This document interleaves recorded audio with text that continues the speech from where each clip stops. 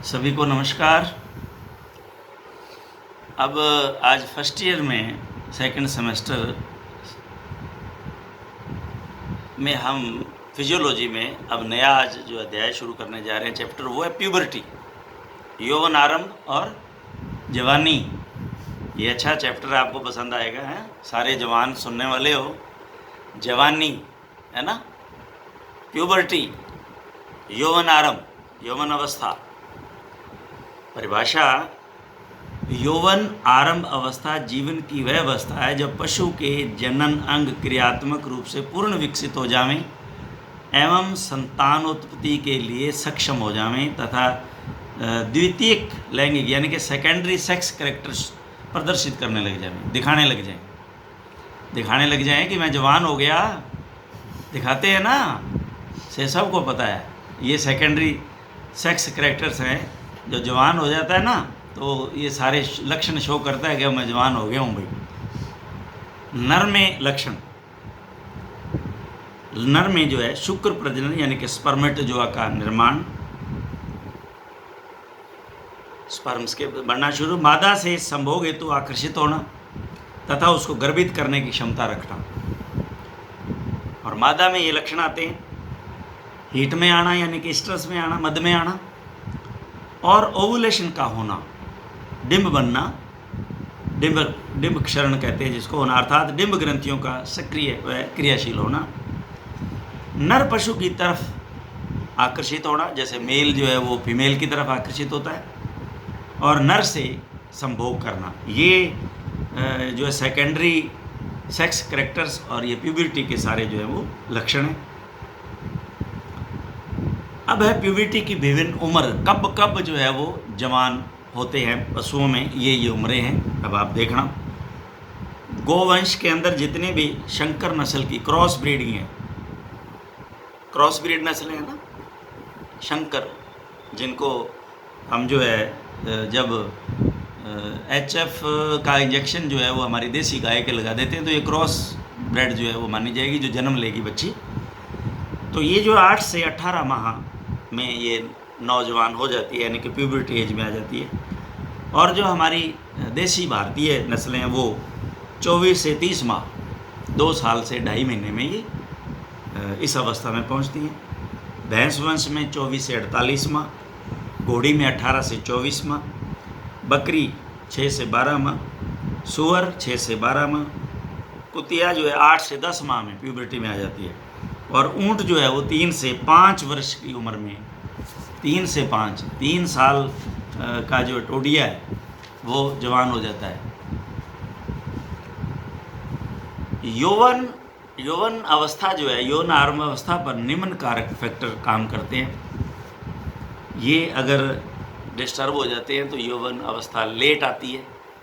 अगर ये अच्छे तरह से इनको मैनेज किया जाता है तो यौवन अवस्था जल्दी आ जाती है। तो ये इनके कौन कौन से कारण हैं जो अफेक्ट करते हैं। पहले हम देखें, सबसे पहला है जेनेटिक फैक्टर, जीन, आनुवंशिकी, पीढ़ी दर पीढ़ी कैसा जीन आया है इस पे डिपेंड है। न्यूट्रिशनल फैक्टर, क्या खाने को देते हो, पौष्टिक आहार।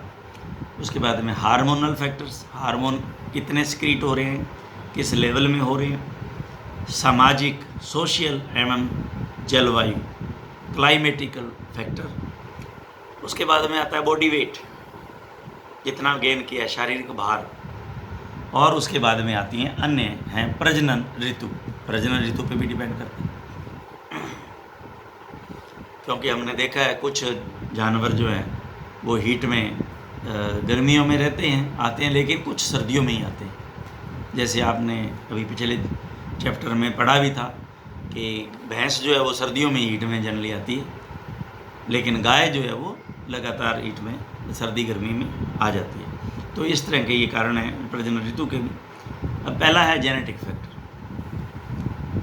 किसी भी पशु की यौवन आरंभ अवस्था का आना उसकी आनुवंशिकी बनावट, पैतृक जीन व वातावरण दोनों पर निर्भर करता है। कुछ पशुओं को समान वातावरण में रखते हुए भी उनमें यौवन आरंभ अवस्था अलग अलग समय पर आती है, जबकि वे एक ही नस्ल व जाति के होते हैं। अतः इससे पता चलता है कि ये स्थिति उनमें उपस्थित जीन के कारण से हुई है। उदाहरण है जैसे भारतीय व संकर नस्ल के पशु। अब आप देखो, अभी हमने देखा जो संकर नस्ल के पशु हैं वो यहीं हमारे इंडिया में ही रह रहे हैं, यही वातावरण है सबका, यही हमारी भारतीय नस्ल जो है वो रह रही है। लेकिन ये 24 से 30 महीने में आती है, यानी कि 2.5 साल में, और वो जो है 8 से 18 महीने में हीट में आ जाती है, यौवन अवस्था को पकड़ लेती है। तो ये जेनेटिक कारण है, वहाँ का जीन है ये, जो हमने बाहर HF के क्रॉस का जो HF का टीका लगाया, वो जीन के कारण जो ऐसा हुआ। न्यूट्रिशनल फैक्टर, पोषणिक आहारीय कारक। किसी पशु का वयस्क होना व यौवन आरंभ अवस्था का आना पशु को मिलने वाले आहार पर बहुत अधिक निर्भर करता है, और ये कारक जन्म से ही असर डालना शुरू कर देता है। जब पशु को संतुलित आहार मिलेगा तो उसके शरीर की वृद्धि जल्दी होगी और पशु जल्दी यौवन अवस्था में आ जाएगा। हार्मोनल कारण, जन्म से पीयूष ग्रंथि द्वारा नर व मादा दोनों ही पशुओं में हार्मोन स्रावित होते हैं, पिट्यूटरी ग्लैंड, लेकिन उनकी स्रावित मात्रा कम होने के कारण वे अपना असर नहीं कर पाते। पशु जब एक निश्चित उम्र प्राप्त कर लेता है तो हार्मोन्स की मात्रा भी अधिक उत्पन्न होना शुरू हो जाती है। नर में स्पर्मेटोजेनेसिस और मादा में एस्ट्रम यानी कि oogenesis की प्रक्रिया करने के लिए हार्मोन सक्षम हो जाते हैं तथा यौवन अवस्था पूर्व प्रारंभ जो है वो हो जाती है, शुरू हो जाती है। कहने का भाव ये है कि जब छोटा बच्चा है तो उसमें ये स्क्रीट तो होते हैं, लेकिन बहुत माइन्यूट, बहुत थोड़ी मात्रा में स्क्रीट होते हैं। पशु को जो है वो इस प्यूबरिटी में लाने के लिए वो लायक नहीं रहते हैं। जैसे जैसे जो है वो एज बढ़ती है तो इनका हार्मोन का स्क्रीशन भी बढ़ता है और ये प्यूबरिटी है जो धारण कर लेते हैं। उसके बाद में आता है सोशल एंड क्लाइमेटिक फैक्टर, सामाजिक व जलवायु कारक। ये कारक भी पशु की वयस्कता की उम्र व यौवन आरंभ अवस्था पर असर डालता है, प्यूबरिटी पर व वयस्कता प्यूबरिटी।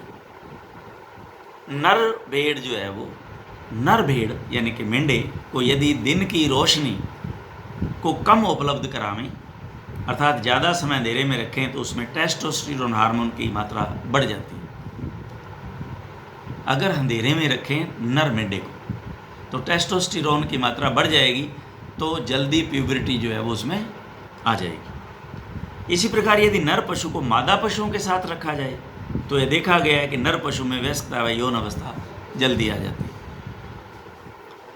अधिक सर्दी व गर्मी भी पशुओं की यौवन अवस्था पर असर डालती है। जैसे प्राय देखा गया है कि ठंडे देशों के रहने वाले पशुओं में यौवन आरंभ अवस्था सेक्सुअल मैच्योरिटी गर्म देशों में रहने वाले पशुओं के वनस्पत देरी से आती है। बॉडी वेट, शारीरिक वजन, भार। पशु का शारीरिक भार ग्रहण करना पशु की आहार उपलब्धता पर मुख्य रूप से निर्भर करता है।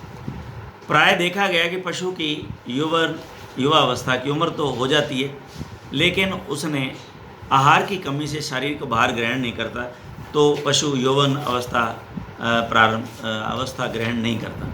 तो अभी गांव में जब जाते हैं फील्ड में ये बहुत कुछ देखने को मिलता है। जनरली लोग कहते हैं कि ये मेरी गाय या भैंस जो है वो ताव में नहीं आई, ये जोटी है जी। अब वो जोटी और बच्ची बताते हैं उसको, उम्र पूछते हैं कितनी है, तो कोई कहता है 4 साल है, कोई कहता है 5 साल की है। 5 साल की बताइए जोटी रहेगी क्या वो? लेकिन वो क्योंकि हीट में नहीं आई, उसको प्रॉपर जो है वो न्यूट्रिशन डाइट नहीं दी गई। क्योंकि पहले तो लोगों के घरों में बखारी में चने होते थे और वो चने जो है बट्ठड़ भर भर के ठोकते थे, तो वो जल्दी जो है वो जानवर हीट में आ जाता था। तो अब खाने पीने को तो वो बिनोड़ों के खड़ा है, उसमें है ही कुछ नहीं, घास फूस है, वो खिलाते हैं। और वो फिर वो कहते हैं कि अभी ये हीट में नहीं आई, कहाँ से 2.5 साल की जो आ जाएगी हीट में। जब पूछते हैं उम्र तो ये 5 साल की, तो उम्र से कोई लेना देना नहीं है इसका, उम्र कितनी भी हो जाए। बॉडी वेट जरूरी है गेन करना, बाहर वजन उसका प्रॉपर होना जरूरी है, तब वो जो है वो हीट में आएगी या प्यूबरिटी को गेन करेगी। इसमें जो है वो उदाहरण ये देते हैं, ये गाय सांड यानी कि काऊ बुल का वजन जो है 240 kg अगर, तथा भैंसा सांड यानी कि बुफेलो बुल का 280 kg बॉडी वेट ग्रहण करता है तभी उसे प्राकृतिक संभोग के लिए अनुमति दी जाती है।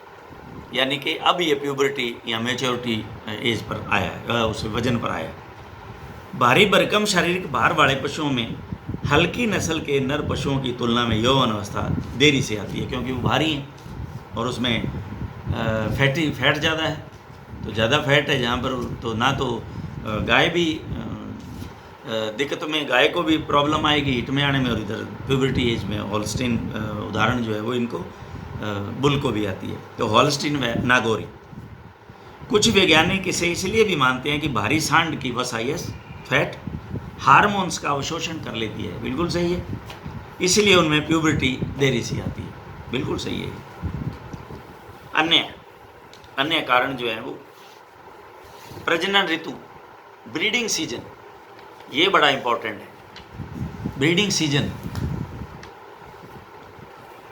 प्रजनन ऋतु।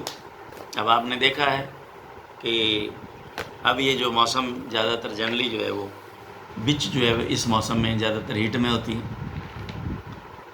और अलग अलग मौसम है इनके हीट में आने के, प्यूबर्टी एज गेन करने के। प्राय भेड़ों में देखा गया है कि नर मेंढा वयस्क हो जाता है, लेकिन उस जाति का प्रजनन ऋतु नहीं होने के कारण, सही है, वह अपने प्रजनन के लक्षण, लैंगिक लक्षण प्रदर्शित नहीं करता, और ज्यों ही ऋतु आती है अपने यौवन अवस्था वाले जो है अर्थात संभोग प्रक्रिया के लक्षण जो है प्रदर्शित करना शुरू कर देता है। प्रजनन विधियाँ जो है ये भी जो है वो इफेक्ट है डालती हैं। प्राय ये भी देखा गया है कि जहाँ बाह्य यानी कि आउट ब्रीडिंग, क्रॉस ब्रीडिंग, अब हमने देखा है ना, ये क्रॉस ब्रीडिंग ही कहलाती है। जैसे हमने HF जो है वो बुल है, कासीमन, इसके लगा दिया देसी गाय के, तो ये क्रॉस ब्रीडिंग होगी। आउट ब्रीडिंग, इसी को आउट ब्रीडिंग या क्रॉस ब्रीडिंग है, क्योंकि इन ब्रीडिंग आपने जो है जेनेटिक्स में पढ़ा होगा, इन ब्रीडिंग जो है वो 4 से 5 पीढ़ियों की रिश्तेदारी के अंदर अगर वो संभोग होता है तो वो इन ब्रीडिंग है। और ये उससे बाहर जो है जैसे आउट ब्रीडिंग, उससे बाहर जो है वो आउट ब्रीडिंग, क्रॉस ब्रीडिंग। प्रजनन विधि अपनाते हैं तो संकर पशु कम उम्र में ही वयस्क हो जाता है, तथा जहाँ अंत ब्रीडिंग है, इन ब्रीडिंग अपनाते हैं तो इस विधि से उत्पन्न पशु देरी से वयस्क होते हैं। तो ये जो है हमारे आज प्यूबर्टी किस तरह से आती है, कौन कौन से कारण उसको अफेक्ट करते हैं, प्यूबर्टी क्या होती है और प्यूबर्टी की एज क्या है। तो ये प्यूबर्टी की एज जो आप याद करें, ये वाइवा में ज़रूर पूछा जाएगा, पक्का पूछते हैं कि कितने, बिच ज़्यादातर पूछा जाएगा, और ऊँट का जनरली पूछ लेते हैं, गाय का पूछ लेते हैं, घोड़ी का पूछ लेते हैं। तो ये सारे आप कितने महीने की जो है वो पशु जो है वो प्यूबर्टी एज जो है वो मेंटेन करता है, तो ये पूछा जाता है जनरली। तो ये आप ध्यान से इसको पढ़ें। Thank you very much.